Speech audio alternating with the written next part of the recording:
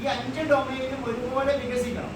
ഈ 5 ഡൊമൈനിനെ കുറിച്ചിട്ട് ഉപനിഷത്തിലാണ് പറഞ്ഞിരിക്കുന്നത്, തൈത്തിരീയ ഉപനിഷത്താണ് പറഞ്ഞിരിക്കുന്നത്. മനസ്സിലായോ? ആ തൈത്തിരീയ ഉപനിഷത്തിൽ പറഞ്ഞിരിക്കുന്ന ആ വാക്ക് എന്താണെന്ന് കേൾക്കണമെന്ന് ആഗ്രഹമുള്ള കഴിയില്ല. ആഗ്രഹമില്ലാത്തവർക്ക് പറഞ്ഞുകൊടുക്കില്ല. അങ്ങനെയാണ് എല്ലാ ആഗ്രഹം വേണ്ടത്, പക്ഷെ എത്താത്തത്. തൈത്തിരീയ ഉപനിഷത്ത് പറഞ്ഞിരിക്കുന്നത് പഞ്ചകോശാത്മക വ്യക്തിത്വ വികാസം. ഇതിന്റെ പേരെന്താണ്? പഞ്ചകോശാത്മക വ്യക്തിത്വ വികാസം. അതായത് 5 ഡൊമൈൻ. പഞ്ചം എന്ന് പറഞ്ഞാൽ 5, കോശം എന്ന് പറഞ്ഞാൽ നിർമ്മിച്ചിരിക്കുന്ന 5 കാര്യങ്ങൾ. ഒന്ന് അങ്ങനെ മനസ്സിലാക്കണം. സെല്ലുകളല്ല, സെല്ലുകളല്ല, 5 ഡൊമൈൻ എന്നുള്ളതാണ് ഇതിന്റെ അർത്ഥം. മനസ്സിലായോ? ഈ 5 കാര്യങ്ങളിലാണ് നമ്മൾ നിർമ്മിച്ചിരിക്കുന്നത്. 5 കാര്യങ്ങൾ ഏതാണെന്ന് കൂടെ ഒന്ന് ഞാൻ കുറിച്ച് പറഞ്ഞു പോകാം. ഈ 5നും വികാസം ഉണ്ടാവും. 5 കാര്യങ്ങൾ ഇതാണ്. അന്നമയ കോശം എന്ന് പറയുന്നത്, രണ്ടാമത്തേത് പ്രാണമയ കോശം എന്ന് പറയും, മൂന്നാമത്തേത് മനോമയ കോശം എന്ന് പറയും, നാലാമത്തേത് വിജ്ഞാനമയ കോശം എന്ന് പറയും, അഞ്ചാമത്തേത് ആനന്ദമയ കോശം എന്ന് പറയും. 5 കാര്യങ്ങൾ. അന്നമയം എന്ന് പറഞ്ഞാൽ ശരീരം, അതാണ് അന്നമയം. പ്രാണമയം എന്ന് പറഞ്ഞാൽ പ്രാണൻ, പഞ്ചപ്രാണനും ദശപ്രാണനും ഉണ്ട്. മനസ്സിലായോ? നോട്ട്സ് വീണ്ടും പോയപ്പോൾ ചോദിക്കണേ, ഞാൻ പിന്നീട് അവസരത്തിൽ വന്നാൽ ഈ 5 കോശം ഏതാണെന്നും ഇങ്ങോട്ട് ചോദിക്കും. അപ്പോൾ ഉത്തരം പറയണം. ഞാൻ ചില പേര് ഉറപ്പാണ്, പ്രശാന്തിയോട് പറയാതെ എങ്ങനെയാണ് ഉത്തരം ചോദിക്കും. ഓക്കെ. അന്നമയം, പ്രാണമയം.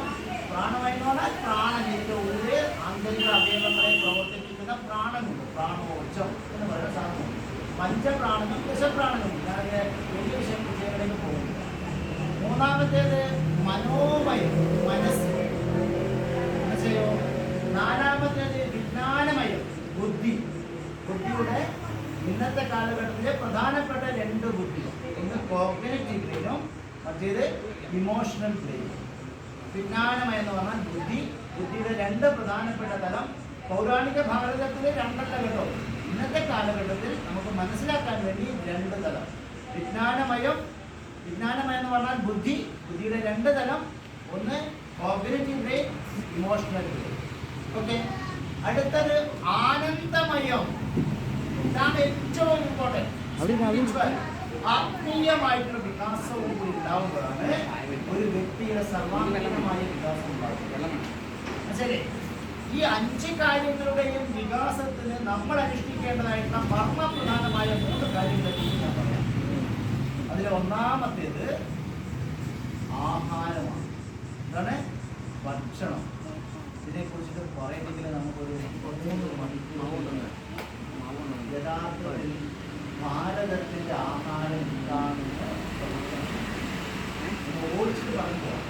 അപ്പോൾ ഒന്നാമത്തേത് ആഹാരം, രണ്ടാമത്തേത് വ്യായാമം. എന്താണ്? വ്യായാമം. മൂന്നാമത്തേത് ഉറക്കം അല്ലെങ്കിൽ വിശ്രമം. മനസ്സിലായോ? ഈ 3 കാര്യങ്ങളും നമുക്ക് കൃത്യമായ അളവിൽ ലഭിക്കുമ്പോൾ മാത്രമേ നമ്മുടെ 5 കാര്യങ്ങളിലേക്ക് വികാസം ഉണ്ടാവുള്ളൂ. അപ്പോൾ ആഹാരം കൃത്യമായിരിക്കണം, ദൈനംദിനം വ്യായാമം ചെയ്യണം, മതിയായ അളവിലുള്ള ഉറക്കം ആവശ്യമാണ്. ഓരോ പ്രായത്തിലുമുള്ള വ്യക്തികളുടെ ഉറക്കം വ്യത്യസ്തമാണ്. ഉദാഹരണത്തിന് നമ്മൾ ഇവിടെ ഓടിക്കളിക്കുന്ന മോൻ്റെ ഉറക്കമല്ല എനിക്ക് വേണ്ടുന്നത്. ശരി. അവൻ എത്ര മണിക്കൂർ ഉറങ്ങണം അറിയോ? അവനിപ്പോൾ ഒരു 4 വയസ്സുണ്ടെന്ന് വിചാരിക്കാം. 4 വയസ്സുള്ള മോൻ എത്ര മണിക്കൂർ ഉറങ്ങണം? എത്ര മണിക്കൂർ ഉറങ്ങണം അറിയോ? എത്ര മണിക്കൂർ? 8 മണിക്കൂർ. 8 മണിക്കൂറാണ് അവൻ ഉറങ്ങുന്നുണ്ടെങ്കിൽ അവൻ്റെ ബ്രെയിൻ ഡെവലപ്മെന്റ് നടക്കില്ല. മനസ്സിലായില്ലേ? പഠിച്ച കാര്യങ്ങൾ ഓർമ്മിച്ച് നിൽക്കണമെന്നുണ്ടെങ്കിൽ അവൻ 8 മണിക്കൂർ ഉറങ്ങിയാൽ സാധ്യമല്ല. 8 മണിക്കൂർ ആർക്ക് വേണ്ടിയുള്ളതാണ്? എനിക്ക് 8 മണിക്കൂർ. മനസ്സിലായില്ലേ? അവൻ എത്ര മണിക്കൂർ വേണമെന്നറിയോ? അവൻ 12 മുതൽ 14 മണിക്കൂർ വരെ ഉറങ്ങണം. എത്ര മണിക്കൂർ ഉറങ്ങണം? 12 മുതൽ 14 മണിക്കൂർ വരെ. ഈ 12 മുതൽ 14 മണിക്കൂർ വരെ ആ മകൻ ഉറങ്ങുന്നുണ്ട് എന്ന് ഉറപ്പുവരുത്തേണ്ടുന്ന ഉത്തരവാദിത്യം അച്ഛനും അമ്മയ്ക്കുമാണ് വീട്ടിൽ. അതിനുള്ള ഒരു വാതാവരണം എന്ന് പറയും. ഗൃഹാന്തരീക്ഷത്തിന്റെ നിർമ്മിതി അവന്റെ അച്ഛനും അമ്മയും ഇതര കുടുംബാംഗങ്ങളും വീട്ടിൽ നിർമ്മിച്ചു കൊടുക്കണം. മനസ്സിലായോ? അത് അച്ഛൻ്റെ അമ്മയുടെ ഉത്തരവാദിത്തമാണ്. അപ്പൊ അച്ഛനും അമ്മയും ഇതാക്കുമ്പോൾ ഞാൻ അതിലേക്ക് കിടക്കുന്നത്. ഉറങ്ങേണ്ടുന്നത് എങ്ങനെയെന്ന് പോലും കണക്കുണ്ട്, എഴുന്നേൽക്കേണ്ടത് എങ്ങനെയാണെന്ന് പോലും കണക്കുണ്ട്. മനസ്സിലേ? ഉറങ്ങുമ്പോൾ നമ്മൾ ശ്രദ്ധിക്കേണ്ടുന്ന ഒരു പ്രധാനപ്പെട്ട ഒരു കാര്യം ഞാൻ എനിക്ക് പറഞ്ഞുതരാം.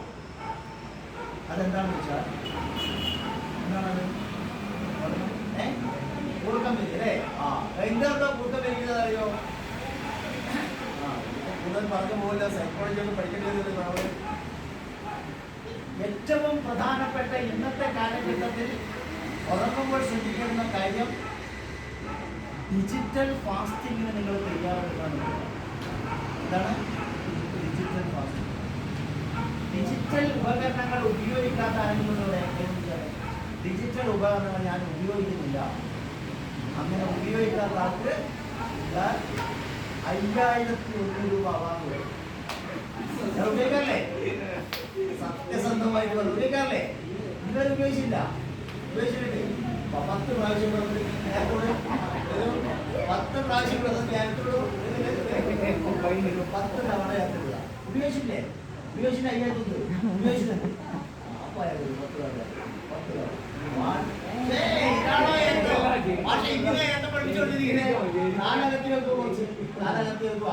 ശരിക്കും മുണ്ടട്ടെ, താഴോട്ട് മുണ്ടട്ടെ. ഒന്നുകൂടെ വേണ്ടേ?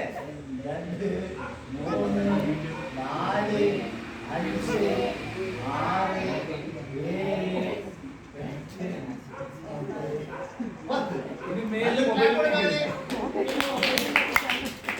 അയ്യോ പറഞ്ഞത് മുഴുവൻ പോയല്ലോ.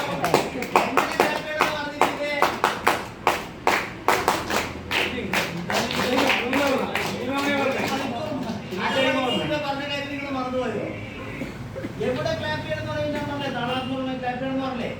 ഇങ്ങനെ ക്ലാപ്പ് ചെയ്താൽ ഇപ്പൊ മോൻ ചെയ്ത ഒരു ഏറ്റുണ്ടല്ലോ, ഇത് ചെയ്താൽ ആർക്കാ ഗുണം? ഇയാളുടെ നന്മയ്ക്ക് വേണ്ടി ചെയ്തു കേട്ടോ. ഓക്കെ, അപ്പോൾ നിങ്ങൾ എന്ത് ചെയ്യണം? ഞാൻ ഡിജിറ്റൽ ഉപകരണങ്ങൾ ഉപയോഗിക്കേണ്ട എന്ന് പറയുന്നില്ല, പക്ഷെ ഡിജിറ്റൽ ഫാസ്റ്റിംഗ് നിങ്ങൾ തയ്യാറെടുക്കണം. എന്താ ഡിജിറ്റൽ ഫാസ്റ്റിംഗ് എന്ന് പറഞ്ഞാൽ? ഭക്ഷണം ഉറങ്ങുന്നതിനും 3 മണിക്കൂർ മുമ്പേ ഈ സാധനത്തെ എടുത്ത് മാറ്റണം. ടി വിയിൽ നിന്നും അകലം പാലിക്കണം. ഈ സാധനം 3 മണിക്കൂർ മുമ്പേ ശരി. അപ്പോൾ ഒരു 9.5 മണിക്കൂർ ഉറങ്ങുന്നെന്ന് വിചാരിക്കുക. 9.5 മണിക്കൂർ ഉറങ്ങുന്നവരാണോ നിങ്ങളൊക്കെ? 9.5 മണിക്കൂർ മുന്നേ ഉറങ്ങുന്നവർ 9.5 അതിന് മുന്നേ ഉറങ്ങുന്നവർ 10 മണിക്ക് ശേഷം ഉറങ്ങുന്നവർ 10 മണിക്ക് ശേഷം.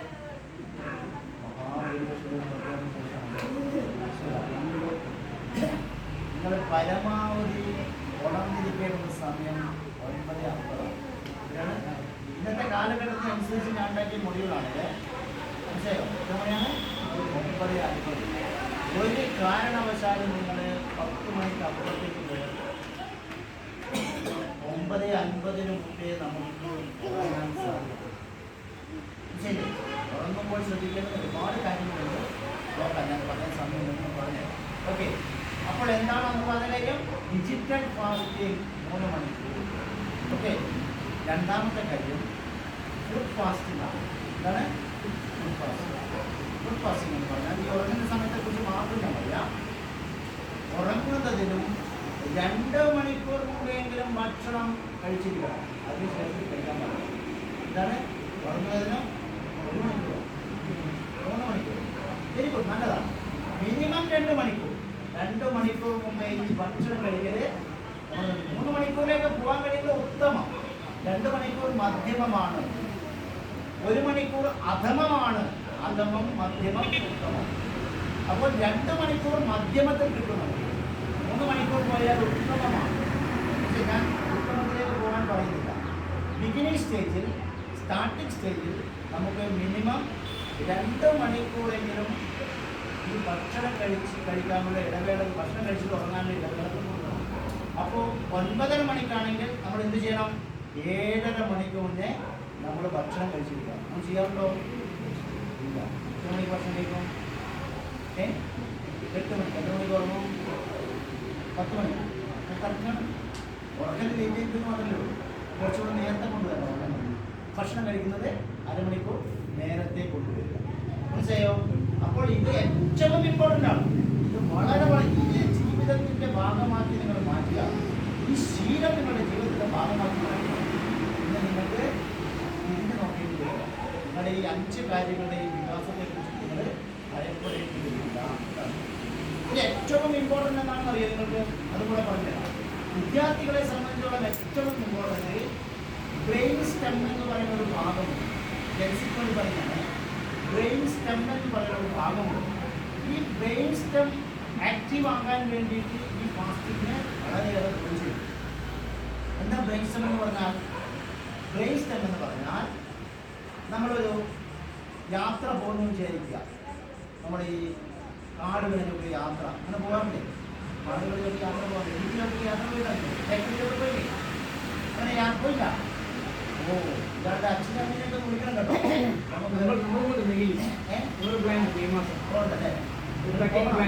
യാത്ര നിർബന്ധമാണ്. മനസ്സിലായില്ലേ? യാത്ര നിർബന്ധമാണ്. അപ്പൊ അച്ഛനെ അമ്മേനൊക്കെ നമ്മൾ അതിനനുസരിച്ച് തയ്യാറാവണം. ഇവിടെ അച്ഛനെ അമ്മേനൊക്കെ വിളിക്കണം നമുക്ക്. അതിനെ പൗരാണിക ഭാരതം സനാതന ധർമ്മം പറഞ്ഞ പേര് ഭ്രമണം എന്നാണ്. എന്താണ്? ഭ്രമണം. വളരെ ഇമ്പോർട്ടൻ്റ് ആണ്. ഒരു വ്യക്തിയുടെ ജീവിതത്തിൽ വികാസത്തിൽ ഭ്രമണം വളരെ അത്യന്താപേക്ഷിതമാണ്. അങ്ങനെ നിങ്ങൾ തേക്കടിയിലേക്കോ വീട്ടിലേക്കോ പോകുന്നു ചെയ്യുമ്പോൾ ട്രക്കിങ് പോകുന്നു ചെയ്യുക. അങ്ങനെ പോകുന്ന സമയത്ത് നിങ്ങൾ വളരെ ആവേശത്തിലാണ്, പാട്ടൊക്കെ പാടി സന്തോഷത്തോടെ പോവുകയാണ്. പോകുമ്പോൾ ഒരു കരടി നിങ്ങളുടെ മുന്നിൽ പ്രത്യക്ഷപ്പെടുന്നു ചെയ്യുക. കരടി പ്രത്യക്ഷപ്പെടുന്നു ചെയ്യുക. ഈ കരടി പ്രത്യക്ഷപ്പെട്ടാൽ നിങ്ങൾ എന്ത് ചെയ്യണമെന്ന് നിങ്ങൾക്ക് ആദ്യം തരുന്ന ഭാഗമാണ് ബ്രെയിൻ സ്റ്റെം. മനസ്സിലായോ? നിങ്ങൾ എന്ത് ചെയ്യണം എന്ന് ആരാ പറഞ്ഞു തരിക? ബ്രെയിനിൻ്റെ ഈ ഒരു പാർട്ടാണ് നിങ്ങൾക്ക് പറഞ്ഞു തരിക. ആ പാർട്ട് പറഞ്ഞു തരണമെന്നുണ്ടെങ്കിൽ ബ്രെയിൻ ആക്റ്റീവ് ആവണം. മനസ്സിലായോ? 3 കാര്യങ്ങളാണ് ബ്രെയിൻ പറഞ്ഞു തരിക. ഒന്നാമത്തേത് ഫൈറ്റ് മോഡ് എന്നാണ് അതിന് പറയാം. ഇതാണ് ഫൈറ്റ് മോഡ്. ഞാനെല്ലാം ആധുനിക ഭാഷയിലാണ് പറയുന്നത്, ജെൻസികളോട് പറയുന്നത്. അതുകൊണ്ട് പൗരാണികമായിട്ടുള്ള ഭാഷകൾ തൽക്കാലം ഞാൻ മാറ്റി വെച്ചിട്ടാണ് പറയുന്നത്. ഫൈറ്റ് മോഡ് എന്ന് പറയും. രണ്ടാമത്തേത് ഫ്ലൈറ്റ് മോഡ് എന്ന് പറയും. മൂന്നാമത് ഈ മോഡ് പറഞ്ഞാൽ ഭയങ്കര ഇഷ്ടമില്ലേ? കേൾക്കാൻ പറ്റില്ലേ? ഫ്ലൈറ്റ് മോഡ് നിങ്ങൾ ഏറ്റവും കൂടുതൽ കേട്ടുപരിചിതമായത് ഏത് സ്ഥലത്താണ്? ആ, ഫോണിൽ എനിക്കറിയാം, നമ്മളുണ്ടാകുന്നത് പറയുന്നത്. അപ്പോൾ 1 fight mode, 2 flight mode, 3 freeze mode എന്ന് പറയും. ഇതാണ് ഫ്രീസ് മോഡ്. അതായത് കരടി പ്രത്യക്ഷപ്പെട്ടാൽ ഈ കരടിയോട് നിങ്ങൾ ഫൈറ്റ് ചെയ്യണമോ? ഫൈറ്റ് ചെയ്യണമോ വേണ്ടോ എന്ന് ആര് പറഞ്ഞേക്കാം? ബ്രെയിൻ. അപ്പോൾ നിങ്ങളുടെ ശേഷി എന്താണെന്ന് ബ്രെയിന് മനസ്സിലാകും. കരടിയുടെ ശേഷി എന്താണെന്ന് ബ്രെയിന് മനസ്സിലാകും. എല്ലാം പഞ്ചേന്ദ്രിയങ്ങളെ കൂടെ മനസ്സിലാക്കും കേട്ടോ, മനസ്സിലാകും. അപ്പോൾ കരടി പറയും, ആ ഇതിന് സോറി, ഞങ്ങളോട് ബ്രെയിൻ പറയും കരടിയോട് യുദ്ധം ചെയ്തോളൂ, ഫൈറ്റ് ചെയ്തോളൂ, എനിക്ക് രക്ഷപ്പെടാം. ഇതാണ് ഒന്ന് പറഞ്ഞു തരിക. രണ്ടാമത്തേത് പറഞ്ഞു ചെയ്യുന്നത് ഫ്ലൈറ്റ് മോഡ്, രക്ഷപ്പെട്ടോളൂ, ഓടി രക്ഷപ്പെട്ടോളൂ. ആര് പറയും? ബ്രെയിൻ പറഞ്ഞു. അപ്പോൾ നമ്മൾ ഓടി രക്ഷപ്പെടാം. മൂന്നാമത്തേത് ഫ്രീസ് മോഡ്, അവിടെ ഐസായിട്ട് അവിടെ നിന്നാൽ മതി, ബാക്കി കരടിയുടെ പാട്ട് കേൾക്കുള്ളൂ എന്ന് ആര് പറഞ്ഞു തരണം? എന്താണോ ബ്രെയിൻ യഥാർത്ഥ ബ്രെയിൻ ഡെവലപ്മെന്റ് നടന്നാൽ കറക്റ്റ് സാധനം നിങ്ങൾക്ക് പറഞ്ഞു. മനസ്സിലായോ? ഇയാളൊക്കെ ആണെങ്കിൽ ചെയ്തോന്ന് പറഞ്ഞു. മനസ്സിലല്ലേ? ആ, ഇയാൾക്ക് ശേഷിയുണ്ട്. ബ്രെയിൻ പറയും, ആ ഇയാൾ ശരിയുള്ള ആളാണ്. ഇയാളോടൊക്കെ പറയാ ദൈവം രക്ഷപ്പെട്ടു പറയും. ഇയാളോട് അവിടെ പറഞ്ഞു കേട്ടോ. അപ്പോൾ ഈ ബ്രെയിൻ ആക്റ്റീവ് ആകണമെന്നുണ്ടെങ്കിൽ ഫുഡ് ഫാസ്റ്റിങ്ങോ ഡിജിറ്റൽ ഫാസ്റ്റിങ്ങോ വളരെ വളരെ ഇമ്പോർട്ടൻ്റ് ആണ്. മനസ്സിലായോ? അപ്പോൾ 1 ഭക്ഷണം, 2 വ്യായാമം, 3 വിശ്രമം.